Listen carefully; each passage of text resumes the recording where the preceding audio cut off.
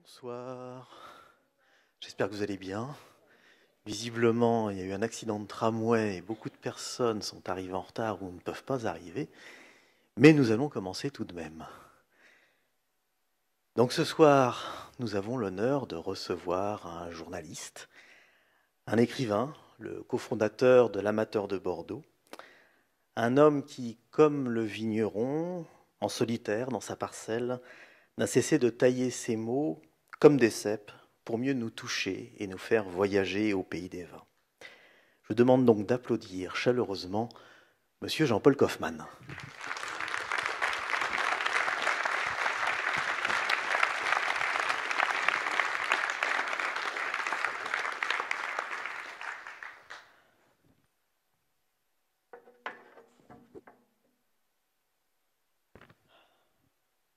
Ça va ? Très très bien. Jean-Paul, vous êtes originaire de Mayenne. On ne peut pas dire que ce soit une grande région viticole. Donc qu'est-ce qui vous a poussé, qu'est-ce qui vous a attiré vers le vin ? Alors, eh bien, d'abord, je crois que on peut dire que je suis un pur produit de la province française, ce qui ne signifie plus grand-chose à l'ère des super régions nouvellement découpées et des territoires. Bon, je m'appelle Kaufmann. euh, je suis d'origine alsacienne. Mon arrière-grand-père est venu justement en Mayenne après la guerre de 1870. Donc je suis né en Mayenne. Mes parents ont acheté une boulangerie-pâtisserie en 1945. Et donc j'ai au sud de Rennes, dans un petit village d'Ille-et-Vilaine. Et donc j'ai passé mon enfance et mon adolescence dans ce village. Donc j'ai une identité comme tout un chacun et plusieurs appartenances. Alors, en effet, ce qui est important, c'est que je suis né dans une boulangerie-pâtisserie. Alors, Et oui, c'est important pour la suite, eh hein. oui, c'est l'objet de ma deuxième question. Ah bon, bah, allons-y. Oui, parce que c'est un univers gustatif et ça a dû façonner votre goût.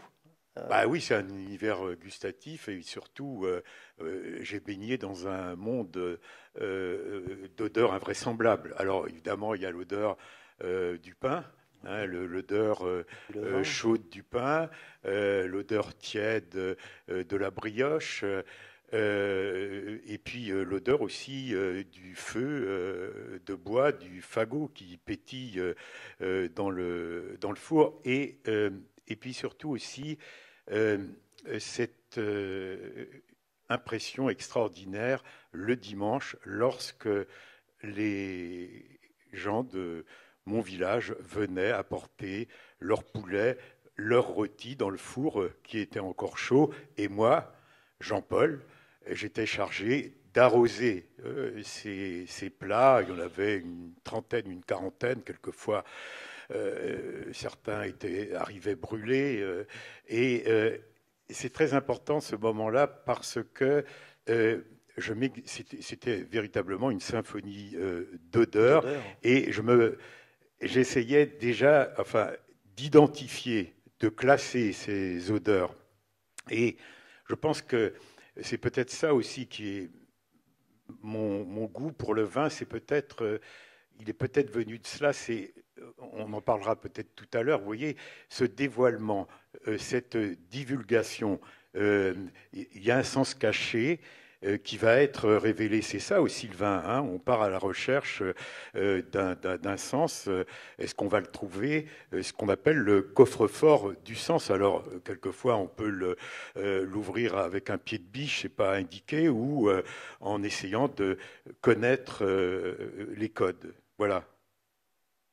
Vous avez vécu une période qui était quand même assez extraordinaire, c'est-à-dire c'est l'après-guerre, c'est le monde d'avant et le monde moderne.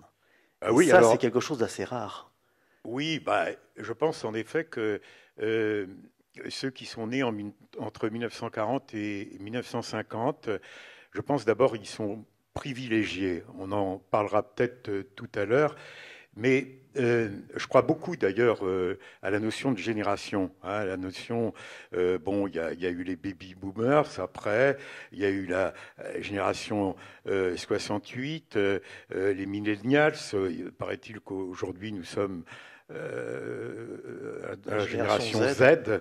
En tout cas, je trouve que ce repère est extrêmement important. Donc, entre 1940 et 1950, bien, tous ceux qui sont nés pendant cette période-là, d'abord, ils ont entrevu le monde ancien, hein, qui a disparu, un monde rural, le monde, oui, hein, la France des terroirs, une France où il y avait encore une croyance au surnaturel, la France des marchés, et tout cela a disparu en 62, 63, dirons-nous. Et cette France rurale que j'ai connue dans les années 50 était la même que celle des années 30, laquelle était totalement identique à la fin siècle. du 19e siècle. Donc, cette génération, donc en tout cas, je pense qu'elle était quelque part chanceuse, et chanceuse parce qu'elle a connu aussi ce que j'appelle une décennie qu'on ne verra plus jamais. C'est la décennie 1970. Je ne veux pas dire que l'avenir était radieux à cette époque-là, mais l'avenir était empreint d'espoir, d'espérance. Et donc, voilà, c'était une sorte d'âge d'or. Peut-être que l'âge d'or, le propre de l'âge d'or, c'est que c'est une construction après coup. Peut-être n'a-t-il pas existé. En tout cas, c'est un monde, cette décennie 70 est exactement le contraire de celle dans laquelle nous vivons. Nous voulions transformer le monde. La génération actuelle veut le réparer. Le réparer, oui. Donc c'est ça aussi, ce côté générationnel est très important parce que c'est cette génération-là aussi qui va accéder au vin au début des années 80, hein, où on va assister à la démocratisation du vin, au rajeunissement aussi, puis à cette déferlante et qui n'est pas retombée d'ailleurs aujourd'hui. Non, toujours pas, non, c'est vrai. On passe d'un produit de consommation alimentaire à un produit culturel, de plaisir, effectivement, il accompagne on va pas dire l'ivresse, mais l'espérance, la joie, le plaisir. C'est vrai que c'est un produit de plaisir. C'était peut-être aussi cet hédonisme qu'on a prêté à la génération de 1968. Mais voilà, moi je suis tout à fait le produit de tout cela, de ce moment-là, qui est un moment exceptionnel. Et je trouve que c'est une chance de l'avoir connu. Mais c'est important pour la suite de notre entretien, puisque la construction de votre regard se fait par rapport à cette culture, en fait, dans ces décennies-là. Donc on va pouvoir aborder ça sur les prochaines questions. Mais en 66, vous arrivez jeune journaliste à Sud-Ouest. C'est la première fois que vous découvrez Bordeaux. Est-ce que vous étiez déjà attiré par le vin ou est-ce que c'est là que vous commencez à découvrir le vin? Vous savez, chez mes parents, mes parents, comment on peut qualifier? Vous voyez, il y avait dans ces années 50 un niveau de vie quasiment identique, hein, dans ces villages. Peu de disparités, même si il existait, comme j'ai dit tout à l'heure, une frugalité de l'existence. Donc le vin, chez mes parents, était réservé pour les grandes occasions, le dimanche, bien sûr. C'était une forme de savoir vivre d'une certaine manière dont on ne connaissait pas tous les codes. Est-ce que c'était un fait culturel? Je crois que c'était beaucoup plus simple, c'était un plaisir des bonnes choses, tout simplement. Alors mon père allait en Île-et-Vilaine, vers quelle région viticole on se tournait, c'était La la plus Loire. proche, le muscadet. Mon père allait chaque année acheter sa provision de muscadet. C'était un vin quand même redoutable qui... euh, il y a eu On un va dire vif. aggiornamento, bien entendu, mais bon, ça vous déchaussait les gencives littéralement. Et c'est important parce que je pense que dans l'éducation aussi, en tout cas pour moi, je pense qu'il faut déguster de mauvais vins. Hein, on vient au bon Ah, c'est vin important. par les mauvais, par une certaine. C'est comme ça aussi qu'on forme son jugement. Et puis, il y avait aussi Chinon qui n'était pas très loin. Et puis, bon, je ne veux même pas parler de cette anecdote classique. Bon, j'étais enfant de chœur, je servais la messe, et puis évidemment, un enfant de chœur, c'est la première fois que j'ai bu du vin, bon, parce que c'était interdit. Derrière l'hôtel. Et ça fait toujours sourire le vin de messe, hein, les burettes, hein, le mot burette, hein, les deux flacons. Donc, bon, c'est comme ça aussi que j'ai entrevu ce monde. Hein. Je servais de messe, le curé, l'abbé, le curé, lui qui était un bon vivant, lui, c'est au cours de l'offertoire, c'est l'enfant de cœur qui verse le Tout à vin. fait, oui. Hein. Le curé, lui, Vous il voulez une laissait bonne dose? faire, tandis que l'abbé, qui était beaucoup plus austère, lui, quelques gouttes de vin et beaucoup d'eau. Donc, c'était des vins, finalement, enfin, déguster cela à 6 heures du matin pour un enfant de chœur, c'était des vins moelleux. Je pense que c'était des coteaux du Des coteaux Layon, du Layon, oui. hein, En général, c'est ce qu'on utilisait. très verts, très lourds, euh, beaucoup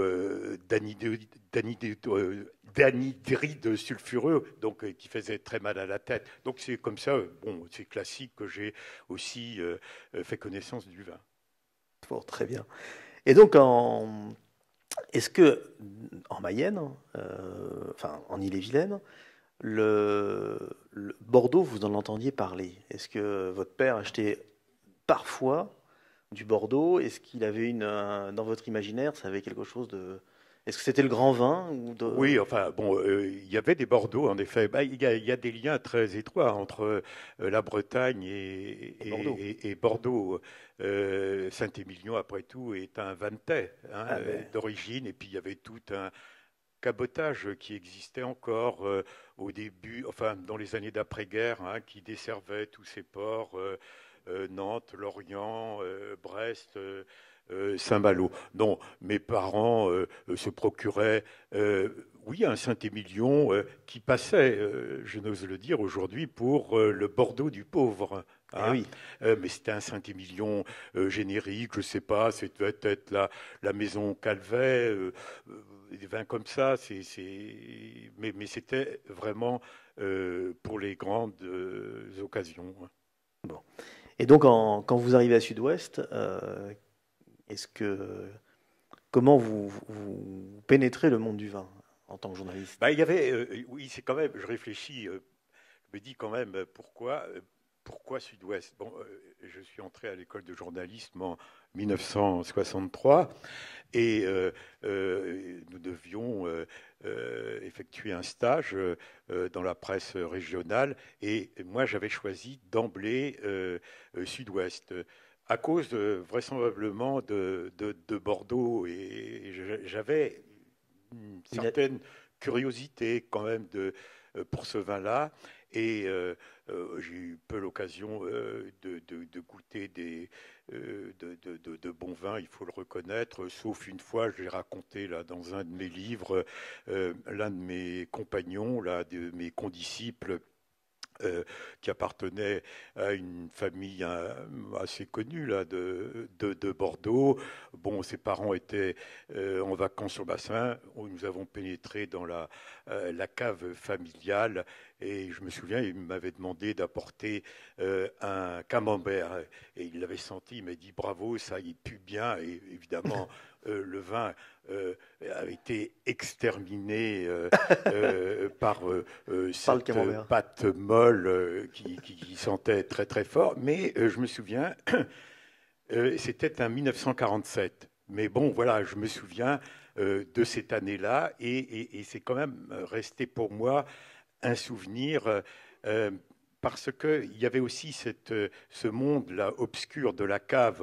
La cave de mes parents était bien modeste, tandis que là, il y avait ces entrailles de la terre, là, et toutes ces bouteilles rangées qui respiraient dans les ténèbres.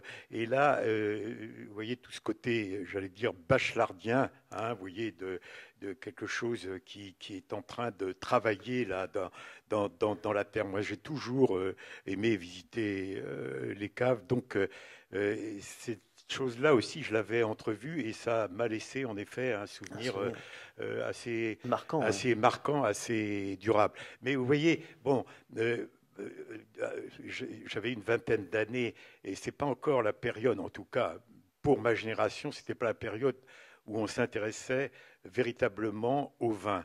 Hein. Je pense que, en tout cas, en ce qui me concerne, et peut-être encore une fois pour ma génération, c'est, je ne veux pas dire qu'à 30 ans, on était peut-être déjà un homme mûr, mais il faut déjà peut-être avoir mesuré le monde. C'est un peu comme l'opéra. Hein. Le bon vin, ça vient peut-être après. Et en tout cas, moi, c'est comme ça que ça a commencé autour de 30 ans. J'avais une maison en Sologne et j'étais tout près d'un homme qui a joué un rôle aussi dans mon initiation importante, qui s'appelle Henri Marionnet. Henri Marionnet. Hein, ma maison se trouvait à une vingtaine de kilomètres de Soins et Henri Marionnet, comme vous le savez, Ah, ça a c'est un été un personnage, pionnier. c'est un Hein, pionnier ça a de été un pionnier, même encore aujourd'hui, tous ces cépages Provignage, inconnus qu'il révèle, etc. Mais il en était au début, il ratait, il cherchait. Moi, et puis s'intéressait aussi aux autres vins et il me donnait des conseils. Euh, Henri Marionnet a joué un rôle important dans mon initiation. Voyez. Et puis après, donc, il y a eu Le Matin de Paris, 1977, et là, il y a eu une date importante. Ça a été mon premier vrai voyage à Bordeaux, et ça a été pour moi la révélation. Alors, je ne sais pas exactement quelle année, peut-être 79, 80. Et j'ai remplacé au pied levé le rédacteur en chef qui s'était fait préparer un voyage dans le Bordelais. Et vous voyez, c'était une époque où il y avait on sait la suite, nous, aujourd'hui, mais mais on tous ces commençait à Bordelais, communiquer. ils ne savaient pas, ils savaient pas comment les choses allaient se passer. Donc ils communiquaient. Hein, et ce voyage s'inscrivait dans cette communication. Donc, je suis allé là-bas et pour moi, ça a été, bon, on peut le dire, une forme de chemin de Damas. Mais pour moi, c'était un monde extrêmement compliqué. Là, il y avait bon 38, 40 appellations. Je me rappelle le soir, j'avais peur de commettre des impairs. Alors je potassais des livres. Il y en avait très peu. Hein, c'est quand même une époque héroïque. Il y avait Eh très oui. peu de livres sur le vin. Et je fais peut-être une petite parenthèse là. Il y a deux livres, moi, qui m'ont véritablement marqué. Il y a eu d'abord, je crois que c'est en 76, certains d'entre vous s'en souviennent peut-être, le livre de Pierre-Marie d'Outreland, Ah oui, Les bons vins. les bons Oui, vins non, les mais autres. alors, puisqu'on parle de génération, il a eu une très grande importance. hein, une importance décisive. C'est un livre capital pour la culture du vin. Oui, oui, oui, non, mais c'est vrai, les bons vins, les autres. Les bons vins et les autres. Et c'était une manière très, très, très novatrice de parler du vin, et puis aussi une manière qui n'était pas toujours respectueuse, non, était critique. et d'outre-lanc, savait démasquer les fausses gloires, les tricheurs déjà. Et puis un deuxième livre qui m'a beaucoup marqué, qui est un livre qui avait été d'un Hollandais qui s'appelle Hubert Duiker, et c'est un livre, ce qu'on appelait un beau livre, et qui s'appelait Les bons vins de Bordeaux. Et là aussi, c'est quelque chose qui, pour moi, a été décisif, parce qu'il y avait une manière de parler des vins tout à fait nouvelle. D'abord, on voyait les propriétaires, hein, chaque château, on voyait les gens qui travaillaient dans la vigne, on voyait les propriétaires. Donc, voilà, Alors, moi, ces gens que j'ai connus à cette époque-là, finalement, c'était pas rien. Bon, ce premier voyage, j'ai connu Jean-Michel Cazes de Lingebage, Bruno Prats de Causse-d'Estournel, Méliane de Langzin de Pichon, et quelqu'un aussi, personnalité redoutable, Michel Delon, de Léoville-Lascaz. Donc un certain nombre d'ailleurs de ces gens-là sont devenus par la suite des amis. Donc ce voyage a été véritablement inaugural. Et je me souviens, Michel Delon, qui avait un flair très aigu, il avait reconnu le béotien. Et il m'a dit, vous êtes ignare, mais non pas inculte. Et il avait fermé les portes du chai. Et je me souviens, ça a été un moment très important pour moi. Il dit, on va déguster maintenant. Et il m'avait fait goûter les vins par cépage, hein, séparément. Et là aussi, là, il y a, vous voyez, dans la grande nuit de mon ignorance, il y avait quelques lumières qui papillotaient. Hein, et ça a été l'une de ces lumières. Donc, ce voyage a été très, très important. Ça a été la clé, après, pour créer l'Amateur de Bordeaux, enfin, pour lancer l'Amateur de Bordeaux, parce que vous n'êtes pas le créateur de l'Amateur de Bordeaux. Comment est né l'Amateur de Bordeaux, justement? L'Amateur de Bordeaux, justement, correspond à ces années dont on vient de parler, les années 80, hein, où toute une génération va découvrir le vin, s'initier. Et donc, l'Amateur de Bordeaux, le premier numéro, c'est en 1981. Alors, celui qui a créé l'Amateur de Bordeaux, c'est pas moi, c'est un Georges Bardawil, d'origine libanaise, corso-libanais, et c'était quelqu'un qui... alors pour moi, quand j'ai vu le premier numéro, j'ai été vraiment bluffé. D'abord, c'était quelque chose de très audacieux, hein, et non seulement... Alors, il créait une revue pas sur le vin, mais sur un vin, le Bordeaux. Le Bordeaux, oui. Hein. Et surtout, c'était sa démarche qui était très intéressante, parce que lui, il avait compris que le vin de Bordeaux, ce n'était pas qu'un vin, mais c'était aussi... Alors évidemment, aujourd'hui, c'est peut-être banal de le dire, mais c'était aussi une forme d'art de vivre, oui, une civilisation, une forme d'éthique aussi, puis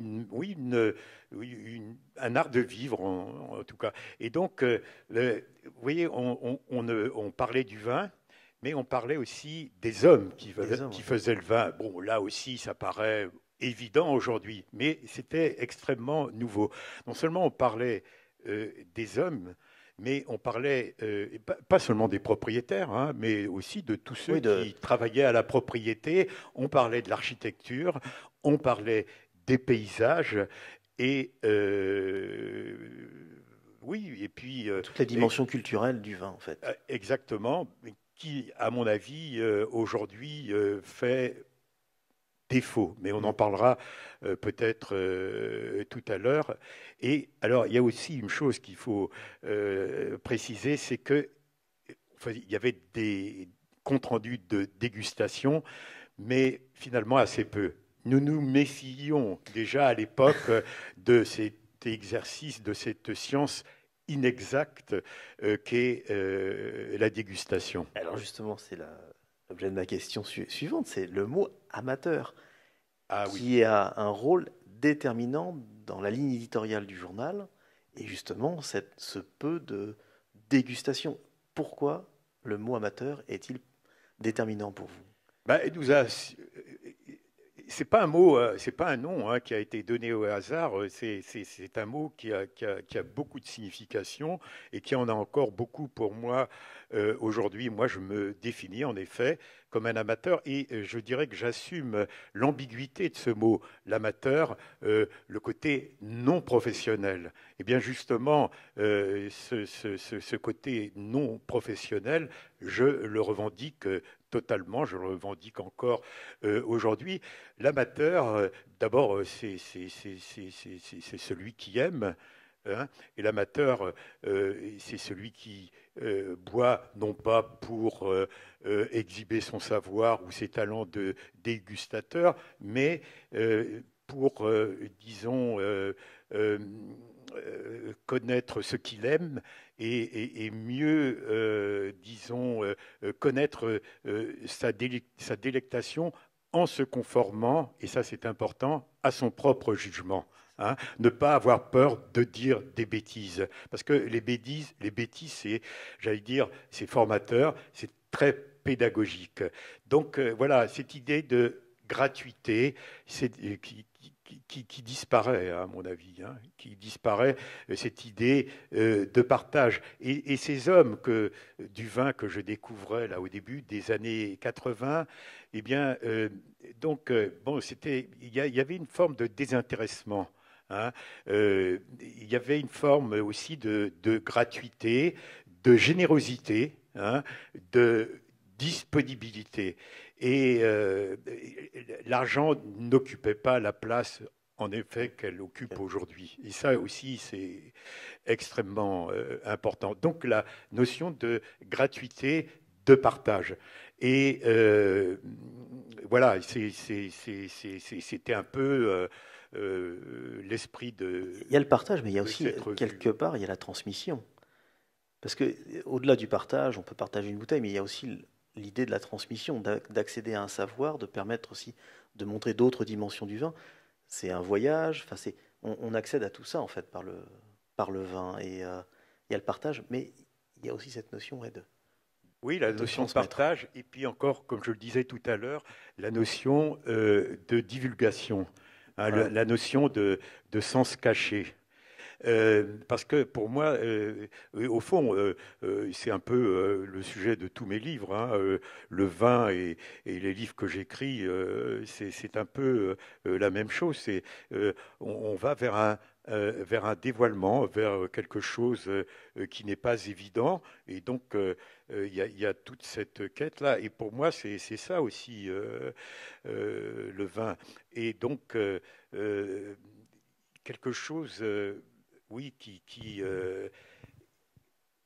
de mystérieux aussi, parce que je pense que il y a le sens propre du vin, ce que prétend nous décrire la dégustation, et puis il y a le sens figuré. Hein, et ça, c'est beaucoup plus important. Et ce sens figuré, eh ben, je pense qu'on le perd aujourd'hui. Tout à Le fait. sens caché, parce que je pense qu'il y a, en effet, on peut parler du vin, mais il y a toujours quelque chose, je pense, il y a une part obscure, il y a un point aveugle qu'on n'arrivera jamais à pénétrer, et c'est ça qui est intéressant, c'est pour ça qu'on déguste le vin, justement pour essayer d'accéder à, à ce centre, j'allais dire, à ce centre irradiant, mais qui nous échappe.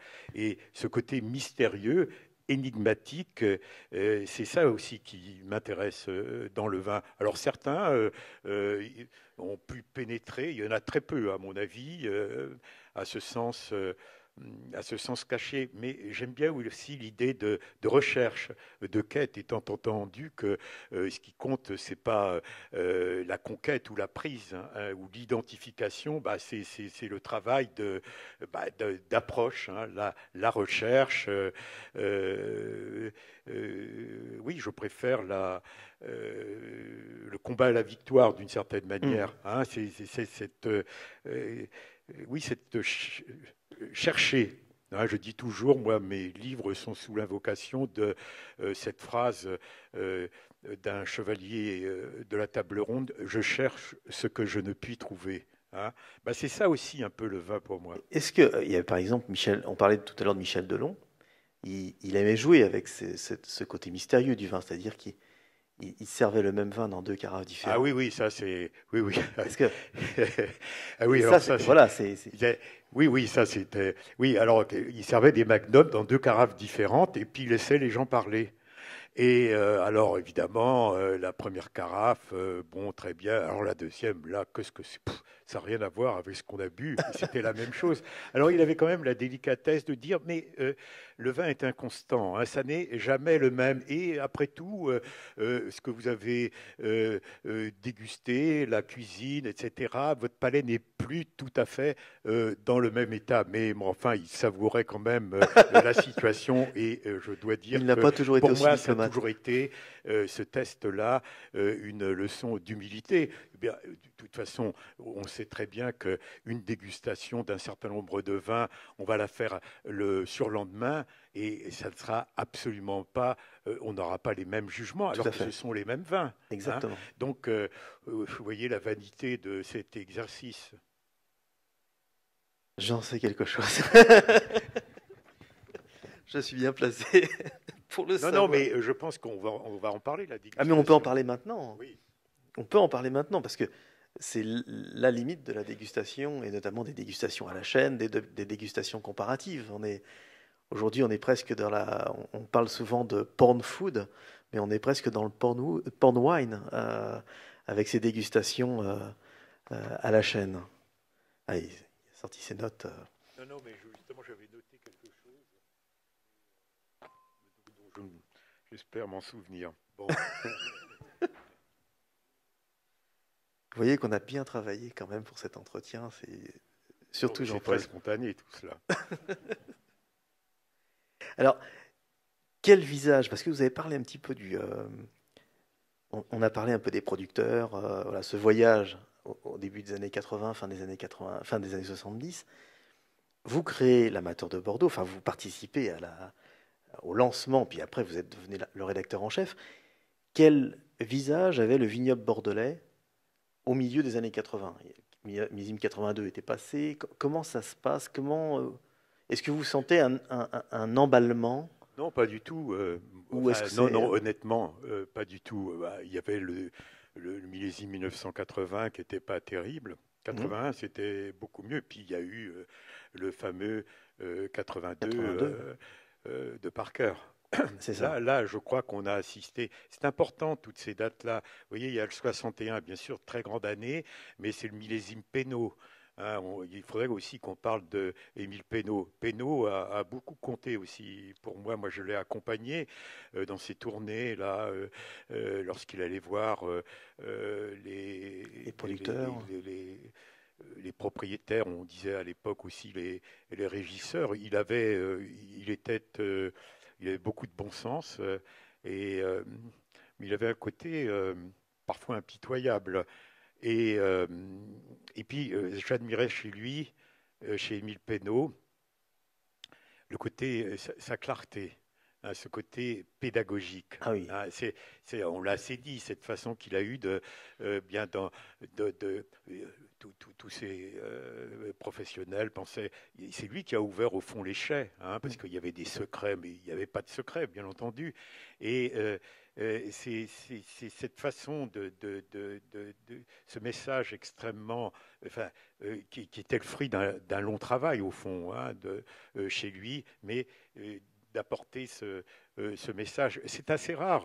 Je l'ai retrouvé, ce sens de la pédagogie, chez un homme que j'ai beaucoup aimé, Denis Dubourdieu, Denis qui avait Dubourdieu. aussi ce don-là, chez quelqu'un aussi que l'on connaît bien, Jean-Claude Berrouet, Jean-Claude, oui. voilà. Mais ça, c'est un don, hein, on l'a ou on l'a pas. Donc voilà. Alors, pour revenir à votre question, ce monde-là, bon, bah, il attendait, il avait connu le marasme, il avait connu les crises, hein, successives, il avait connu la décennie 70, hein, avec ses scandales, et puis bon, c'était quand même pas une décennie fameuse, Non, 72, 73, 74, même 75, c'est-il ouvert. Hein, bon, on il y l'attend avait encore. 71, mais petite récolte. 70, alors 76, 76 qui a été là. On peut en discuter du 76 encore aujourd'hui, hein, qu'on On avait peut. décrété la grande année, mais bon, peut-être que ce 76 aussi C'est un faux grand a millésime. déçu. Donc alors, il y avait donc on était dans une, oui, je pense Forme de marasme, oui. pas un marasme, mais Une attente, oui. une attente. Hein, voilà, et 82 va, je pense, métamorphoser, Et hein, comment vous... emballer tout cela. Et là, on va commencer, véritablement, va y avoir un emballement. Et puis, voilà, moi j'ai assisté à ça, puis j'ai assisté aussi, bon, bah, l'argent, là, Commence à arriver, oui. bah oui, qui a changé quand même la donne. Ah oui, c'est ça. Et comment vous, en tant que journaliste, donc à l'amateur de Bordeaux, vous dirigez l'amateur de Bordeaux, comment est-ce que vous percevez un Robert Parker qui, en 82, note, et puis le succès médiatique que ça va avoir derrière pour lui et pour les vins de Bordeaux, comment est-ce que vous le vivez, vous, en tant que journaliste français, cette attirance pour ce dégustateur américain et le marché américain? Bah, écoutez, aujourd'hui, évidemment, il est de bon ton de faire du Parker bashing d'une certaine manière. Bon, ces vins qu'il aimait, ces vins surconstruits, ces vins très concentrés. Euh, et, en tout cas, il aimait en tout cas notre vignoble, il aimait les vins de Bordeaux. Et puis bon, il a joué quand même, faut lui reconnaître euh, qu'il a quand même apporté, bon, je ne vais pas dire que c'est lui qui a apporté une forme de prospérité, mais quand même, Hmm. je crois que son rôle dans ce domaine a été aussi primordial. Bon, évidemment, on peut lui reprocher un style de vin qu'aujourd'hui on récuse. Hein. On revient à cet idéal de. Je pense que D'équilibre. c'est bien. Il y en a qui ont tenu bon, hein, pendant cette période par cœur. Je pense justement à des gens comme Jean-Claude Berrouet, hein, des vins qui étaient le synonyme d'équilibre, de finesse, et non pas ces Des monstres caricatures, oui. de concentration qui exagèrent tout, l'alcool, enfin tous les parfums, etc. Donc voilà, mais bon, il fallait peut-être en passer par là. Et puis bon, Parker, moi ce que j'admirais chez lui, c'était quand même un grand dégustateur. Bon, alors, moi, je ne sais pas comment il faisait pour déguster autant de vin, mais il savait le faire en tout Oui, cas. Et ça, il y a un côté, bon, tout à fait. Alors là aussi, monstrueux. Euh, c'est un don, je ne c'était un sais pas comment gargantua appeler du... ça. Mais bon, euh, au fond, bon, tout ça va se déposer et puis on reconnaîtra aussi une part positive dans Je pense ce quand même que la rôle-là. part Je ne sais pas ce que positive... vous en pensez, cher Jérôme. Moi, je ne fais pas partie des gens qui font du Parker bashing parce qu'il a eu une grande vertu. Et je pense qu'on l'oublie peut-être un peu vite. Mais quand il commence à aimer ces vins mûrs, alors d'abord il y a eu beaucoup de propriétaires qui ont cédé à la tentation, c'est-à-dire qu'ils ont voulu faire des vins caricaturaux pour plaire aux fameux dégustateurs, mais il a fait comprendre au vignoble que pour faire un bon vin, il fallait des raisins mûrs. Alors, Pénaud l'avait dit avant, mais il a fallu passer par un critique. Alors c'est sûr que ça a amené des excès, mais le retour de la maturité est passé. Enfin, Parker a eu une incidence, je pense, sur cette période-là, à cette période-là, sur la maturité du raisin. Alors c'est très indirect. Après, il y a eu des gens qui ont fait oui, des caricatures de vin. Moi, je voudrais faire juste un petit aparté. C'est vrai que j'avais fait une enquête sur les 100 points de Parker. Et en fait, les vins qui ont le plus de fois eu 100 points à Bordeaux, c'est Aubryon et Pétrus, qui ne sont pas des vins, des monstres de caricature et d'alcool. Et les vins de Michel Rolland font partie de ces vins qui ont eu le moins de fois 100 points Parker. Ah oui, c'est paradoxal. Voilà. Et quand on regarde ailleurs, les vins qui ont le plus de fois 100 fois Parker, c'est des vins du Rhône. C'est Marcel Guigal qui était dans la maturité, le boisé extrait. Et l'autre qui a aussi autant de points, c'est Chapoutier qui est dans l'inverse, Oui. qui est plutôt dans l'équilibre. Alors on ne peut pas dire que Parker c'est un style. Je pense que Parker avait une vision très très limpide du style des vins, mais il apparentait le style des vins au personnage et il y avait une cohérence dans sa note. Il avait une cohérence entre le vigneron et le vin qu'il produisait. Et je pense que c'est ça. Enfin, bref, voilà, c'est le petit aparté. Non, mais c'est important. Mais bon, vous êtes d'accord qu'on revient aujourd'hui à cette notion quand même d'équilibre, d'harmonie, qui est quand même un peu la marque de Bordeaux. Hein. Oui. Donc, puis enfin, on a la technique pour savoir ce que c'est qu'un vin, un raisin mûr, mais pas trop mûr, pour le ramasser à la bonne date, dans les meilleures conditions pour faire des grands vins. Ça, c'est quand même extraordinaire. C'est vrai. Alors, en 1985, c'est une date importante pour vous. Vous êtes enlevé au Liban, vous avez passé 3 ans en détention, et le vin va jouer un rôle déterminant, encore une fois, durant votre détention, et puis après. Mais il va prendre plusieurs formes. Et il me semble que vous, pendant votre détention, le vin va avoir un rôle mémotechnique. Est-ce que vous pouvez me raconter Oui, bien sûr. C'est pas un sujet tabou. Oui, le vin a joué un rôle important pendant ces 3 années. D'abord, il fallait meubler. Hein, les journées étaient très longues. Et puis quand vous êtes enchaîné, bon, vous faites pas de sport, donc il est difficile de trouver le sommeil et donc meubler. Alors quelquefois. On a eu quelques livres, et puis moi j'étais quand même privilégié d'une certaine manière, dans la mesure où, quand j'avais pas de livres, eh bien je me remémorais les livres que j'avais lus, et c'est vrai que j'étais un lecteur compulsif. J'étais dans l'action. Hein, un journaliste est dans l'action, mais en même temps, le lecteur, c'est aussi c'est un apprentissage de la solitude, hein, une forme aussi d'introspection peut-être. Et donc, au fond, voilà, j'avais une habitude d'être seul, isolé, et puis bon, je relisais les livres, tous les livres que j'avais lus, et quand je n'avais pas de livre, eh bien, il fallait trouver d'autres exercices, hein, pour combler tout cela.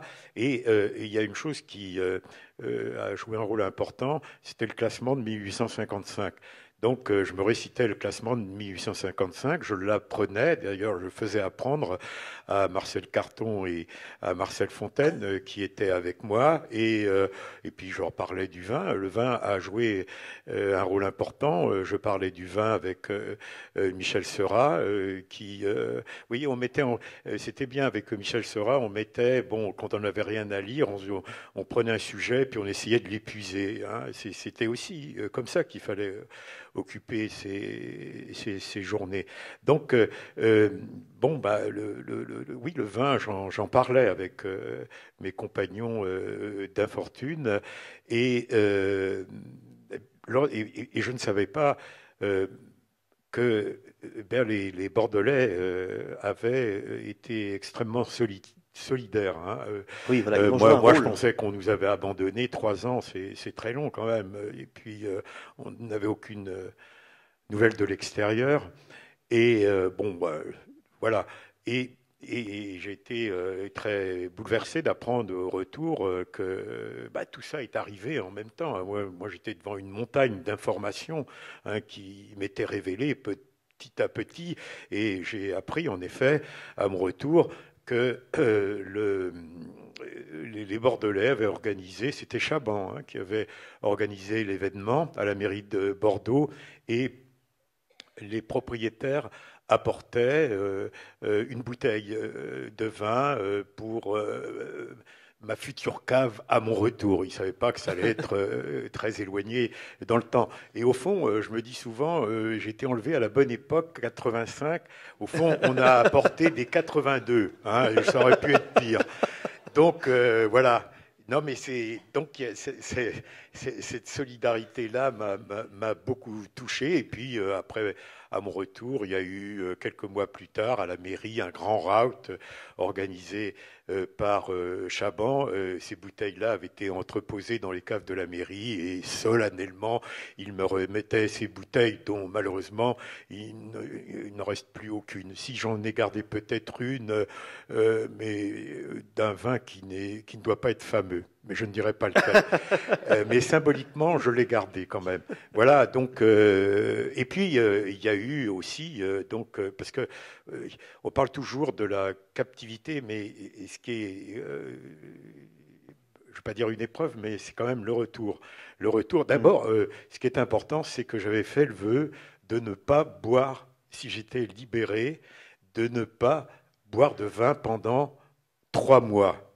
Et c'était un moment où j'étais vraiment, je me disais là, on va pas s'en sortir. Là, j'étais dans une sorte, dans un de ces cercueils, et j'avais l'impression là qu'on allait nous laisser cercueil en fer là, qu'on allait nous laisser mourir là. Et puis j'ai fait une sorte de vœu. Je me dis si je m'en sors, je vais pas boire de vin pendant 3 mois. Et j'ai eu raison de le faire parce que au fond, Carton et Fontaine, ils ont été très malades. Ils avaient tellement d'occasions de boire, de faire sauter le bouchon, hein, le champagne, etc. Ça n'allait pas. Moi, pendant 3 années, j'ai pas bu de vin. Hein. Donc, il y a eu une préparation. Et au bout de 3 mois, ça s'est passé, je crois, chez Bruno Prats, Oui. hein, mais à Bordeaux. Donc, j'ai bu du vin pour la première fois. Et alors, mais j'étais très inquiet et je me suis dit, je n'éprouvais rien. Je me dis, mais c'est foutu, quoi. Je peux plus, j'ai plus de sensations. Et puis, c'est revenu peu à peu. Et c'est là, à partir de là, donc, j'ai sorti ce livre hors commerce, Voilà. Le Bordeaux retrouvé, mais qui est le Bordeaux retrouvé, qui est au fond, le recueil de tous les textes que j'ai publiés Dans l'amateur de... après ma libération dans l'Amateur de Bordeaux. Michel Guillard m'avait dit, mais bon, il faut quand même que tu écrives.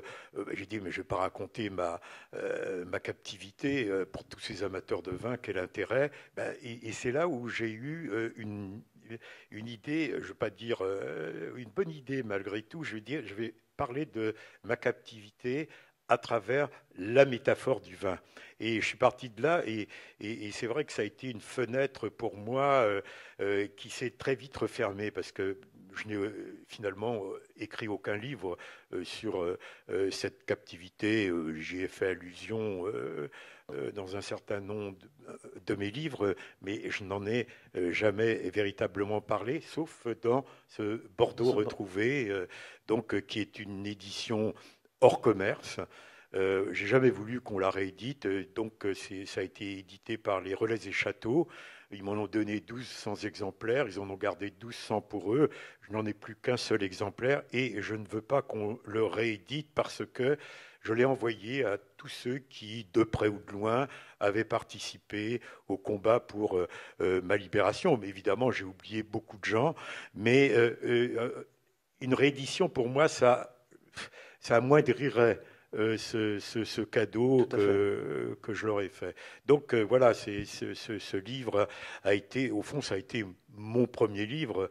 Et ça aussi, c'est important parce que, bon, pendant 3 ans, j'étais privé de crayons et il fallait que, bon, débonder tout cela. Et donc, ça a été d'abord par le vin, hein, et à travers le Bordeaux. C'est au fond c'est par la bande, hein, que j'ai pu affronter donc oui, cet aspect, j'allais dire, pour moi indicible, que sont ces 3 années. Et alors, à votre retour, est-ce que votre regard sur le vin avait changé? Oui, ah oui, certainement. oui, dans l'expression de, oui, c'est bête à dire, mais oui, d'une civilisation, d'une culture. Et parce que moi, j'étais au milieu de barbares, hein, Hmm. j'étais plongé dans un monde de violence extrêmement brutale. Et pour moi, justement, ce monde, le monde du vin, le monde de Bordeaux, représentait tout à fait l'inverse de ce monde euh, que, que je, que je connaissais. Donc quelque chose oui, de suave, d'harmonieux.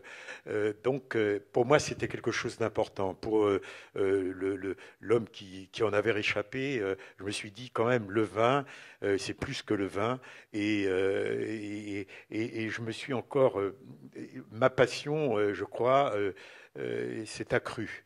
Et elle n'est jamais retombée, d'ailleurs. Et c'est tout ça parce qu'il y a, pour moi, encore une fois, toujours cet aspect. Alors, je sais bien aujourd'hui que le vin, euh, c'est laïcisé. Je ne veux pas dire, je veux pas souhaiter, c'est impossible qu'il retrouve sa dimension sacrée, mais cette laïcisation, disons, euh, je pense on a perdu un certain nombre de choses. Hmm. Alors, est-ce qu'il faut les retrouver moi, je suis assez pessimiste, hein, de ce point de vue. Je pense que l'idolâtrie de la technique et de l'argent a changé beaucoup de choses dans le monde du vin et notamment à Bordeaux, il faut bien le reconnaître. Parce que j'ai vu aussi tous ces gens que je connaissais. euh, bah, oui, l'argent peut être aussi quelque chose de corrupteur. Pour moi, bon, je ne suis pas contre le profit, hein, mais pour moi, c'est pas une valeur absolue. L'argent, c'est une valeur de médiation, hein, d'accompagnement. C'est pas une fin. C'est bête de dire ça aussi, encore une fois, mais c'est un moyen. Et je pense que cet argent-là est en train de changer euh, oui, il faut bien le dire, ce message du vin est en train de le polluer. Hein, comme disait le pape François, notre maison commune est polluée. Eh bien, oui, je pense, et le vin n'échappe pas à cela. Ah oui, et puis quand on voit en plus les sommes auxquelles sont achetées les propriétés, Non, mais c'est pas puis les seulement. vins. Là. Et il y a le prix, hein, le prix pour tous ceux qui dégustent le vin. C'est ça, c'est primordial. Vous savez, quand dans les années, je ne vais pas dire que c'était mieux avant. C'est bête de dire ça. Et c'est pas vrai que c'était mieux avant. Je me suis toujours juré de jamais le dire, même si parfois je le pense assez fort. Mais oui, dans les années 80, tous ceux qui accédaient à ce plaisir hein, oui, du vin, qui est celui de la convivialité. Je ne veux pas dire que le prix était secondaire, mais c'était un facteur parmi d'autres. C'est Oui. pas les gens, tous ces gens-là que j'ai connus à l'Académie du vin, etc. C'était pas des nababs, hein, ils n'étaient pas particulièrement riches, c'était des gens curieux, des gens éduqués, mais le prix, c'est pas l'obsession, c'était pas l'obsession qu'il a aujourd'hui. C'est extrêmement différent, vous voyez. Et c'est pour ça que, oui, quelque part, je marque une inquiétude et quelque chose est en train de nous échapper. C'est parce que, encore une fois, le vin, moi je me figure toujours le premier homme qui, pour la première fois, a, a bu du vin. Je ne sais pas, ça s'est peut-être pas fait 7000 ans avant Jésus-Christ, quelque part en Géorgie. Euh, il a dû avoir la révélation que quelque chose ça ressemblait à rien, quoi. Hein. Et bah, il y a d'autres boissons fermentées, mais je pense que le vin il porte quelque chose. Et puis bon, c'est pas un hasard si toutes ces religions et le christianisme en particulier l'a porté très haut. Mais en effet, c'est cette... oui, j'appelle ça une laïcisation du vin. Est-ce que c'est une bonne chose? Peut-être que dans le public, quelqu'un pourra répondre tout à l'heure. Il y a, la viticulture offre aussi un regard, une grille de lecture géographique très particulière. Est-ce que le vin, par sa dimension géographique, vous a amené à regarder le monde autrement? Ah oui, tout à fait. Je pense que c'est une bonne introduction, le vin. Vous voyez, moi, visiter un pays par le biais du vin, c'est toujours une démarche intéressante. Vous voyez, moi, il y a beaucoup de pays, l'Italie, que j'aime beaucoup, bah, c'est par le vin. Hein. Je me suis fait ouvrir, au fond, ce pays par les hommes du vin. Il y a une sorte d'espéranto du vin, Hmm. hein, et qui fait que quand vous allez en Afrique du Sud, etc., vous voyez un certain nombre de choses. Il y a un langage là qui nous est familier, qui nous est commun. On va en Californie. Et ça, l'approche d'un pays, d'une nation par le vin. Bon, il y a pratiquement du vin partout. J'ai fait un jour, j'ai écrit un livre sur la Courlande, un pays balte. La Lettonie, bah, même la Lettonie produit un vin blanc qui est redoutable, féodal, j'allais dire, parce il arrache. Hein. Mais bon, il y a du vin. Hein. Donc voilà, c'est toujours intéressant d'en passer par là. Par le vin, oui. Et je suis perdu dans mes notes. Euh, Lorsque vous allez publier deux ouvrages ensuite qui s'appellent Voyage à Bordeaux et Voyage en Champagne. Euh, Quel attachement particulier vous avez à la Champagne? Parce que pourquoi la Champagne par rapport à Bordeaux? Pourquoi pas la Bourgogne? Qu'est-ce qui vous rattache à la Champagne? Ah, moi, j'ai beaucoup d'admiration pour les champenois. D'abord, je trouve qu'il est beaucoup plus difficile de faire du champagne que Du du vin de Bordeaux? Bordeaux. Euh, Ce que j'aime, justement, c'est parce que c'est une contrainte qui s'est transformée en avantage. D'abord, ce vignoble, hein, un vignoble quand même qui est au nord de Paris, hein, dans des conditions, quand vous allez en Champagne en plein hiver, on se dit, mais comment on peut produire du vin dans un tel contexte. Donc, cette contrainte dont on se sert, et pour l'effervescence était un inconvénient au départ, hein, ces vins qui se mettaient Oui, c'est un à effet. fermenter au printemps, etc. Eh bien, donc, voilà, on a transformé tout cela. Et puis, mon admiration, et puis faire un champagne, on fait un, un, un brut sans année, il faut, je sais pas, 30, 40, 20. Hein, Mm. et celui qui élabore cela pour essayer de garder un style maison, moi je trouve que c'est quand même un exploit. Donc il y a cela. C'est pour ça que je pense que c'est beaucoup plus difficile qu'au fond de faire du vin à Bordeaux ou en Bourgogne. Et puis aussi, alors là aussi, je trouve cette sagesse des champenois. Au fond, le champagne, c'est un produit du luxe, certes, mais ces gens-là n'ont jamais exagéré. Vous voyez, il y a un marché, il n'y a pas de champagne bashing. Hein, et ces gens-là, ils ont toujours souhaité garder une clientèle française qui est très importante. Tout à Hein, fait, oui. hein. Et voilà, donc euh, c'est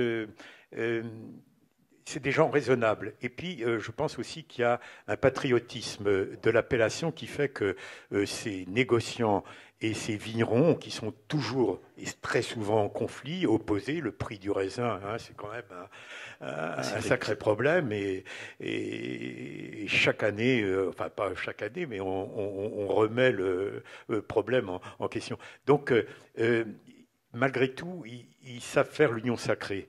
Et, oui, il y a une dimension collective qui est très très forte en Champagne. oui, oui, voilà. Oui, oui, oui, c'est vrai. Oui, oui. Bon, ouais, les syndicats sont Ils sont forts, oui. bon. C'est pas toujours facile, mais voilà. Et puis tous ces gens que j'ai connus en Champagne, euh, beaucoup ont disparu. Puis j'ai une gratitude aussi à l'égard des Champenois parce que je parlais tout à l'heure de mon retour. Eh bien, on m'avait commandé un livre justement sur le champagne. Et je pense que dans les paliers, là, qu'on remonte à la surface, est-ce qu'on remonte un jour à la surface? Eh bien, le voyage en Champagne que j'ai effectué, qui a duré 6 mois, j'écrivais un texte sur ce vignoble, et alors bah, j'ai goûté du vin, tenté plus, des très belles bouteilles d'ailleurs, et je pense que ça a joué un rôle important, le champagne, dans mon retour. Hein, dans ce monde des, oui, appelons ça des vivants. Il y a quelque chose, j'ai retrouvé une appétit, oui, une sorte de, euh, j'avais une sorte d'indifférence là, et le champagne, vous voyez, bah, le champagne réveille hein, les Oui. papilles, donc il m'a réveillé en tout cas. Et alors la Bourgogne dans tout ça, parce que vous m'avez parlé du sacré. À Justement, la s'il y a bien Bourgogne, un vignoble qui est empreint de religiosité, c'est bien la Bourgogne. Et vous n'avez jamais écrit sur la Bourgogne. si, j'ai écrit un texte Bordeaux-Bourgogne. Je dis en, en prétendant que la division de la France, c'est pas entre la gauche et la droite, mais c'est on choisit son Bordeaux-Bourgogne. camp, Bordeaux ou C'est Bourgogne. vrai, On a choisi son camp une bonne fois pour toutes. Mais c'est c'est vrai plus ça. tout à fait vrai. En tout cas, à l'amateur de Bordeaux, on avait organisé, je crois que c'était en 1992, parce que c'était ça aussi, on essayait d'ouvrir euh, le, euh, à d'autres vignobles. Et donc, on avait fait un voyage. Les Bordelais étaient allés en Bourgogne et les Bourguignon. Bourguignons étaient venus euh, à Bordeaux. Et je me suis rendu compte là, bon, C'est un choc des cultures. bah, c'était deux mondes. Alors, on peut même pas parler d'affrontement. C'est deux mondes à cette époque-là, on peut même pas parler de guerre, Ils s'ignoraient. qui sont indifférents presque C'est ça. l'un à l'autre. Et je me souviens d'ailleurs que je suis même chevalier du Tastevin et euh, au chapitre de cette confrérie du Castevin, figurez-vous qu'on a bu du Yquem. Alexandre de Lursalus, qui est un homme très généreux, avait